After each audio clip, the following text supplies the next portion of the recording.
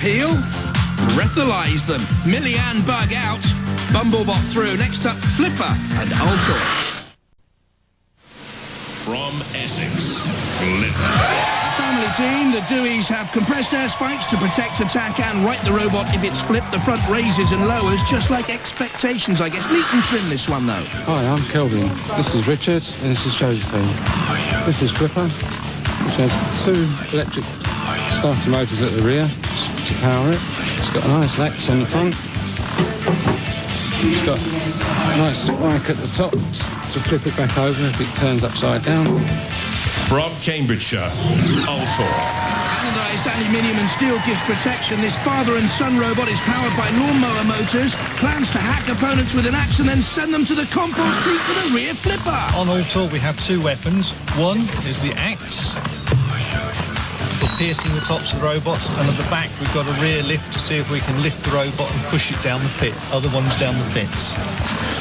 The robot's made with a steel bottom chassis and a glass fibre top. Robot ears, stand by. Flipper, the Dewey family, Kelvin, Josephine and Richard there on the left. And Utlor from Cambridgeshire with 3, Roger and Barnaby Golder. 1. Activate.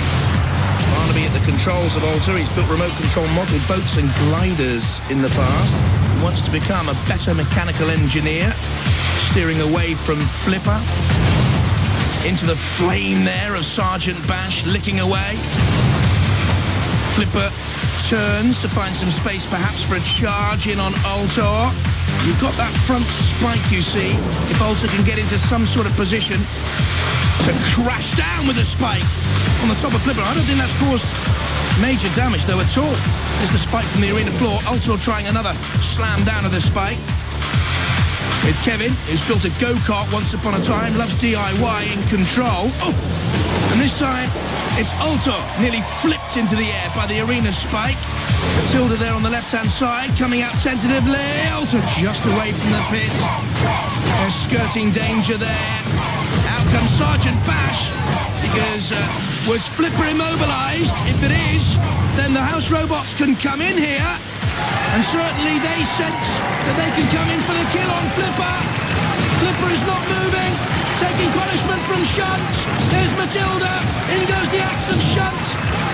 Look at the slots being carved out of the top of Flipper through that 3mm alloy folded, welded and shaped frame. Utlor needs to steer away from trouble, and Matilda, there's dead metal penetrating or slicing through Flipper there. Off comes part of the shell, very, very nearly hanging on literally by a metallic sliver. And at the moment, Flipper is in rigor mortis. Oh, and Utlor is turned up and over.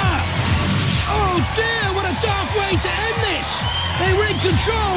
Surely the battle is won, because Flipper was immobilised and destroyed by the house robots, but ignominious end for Utlor. I'm sure they won it. Let's hear it for Utlor, the clear winner.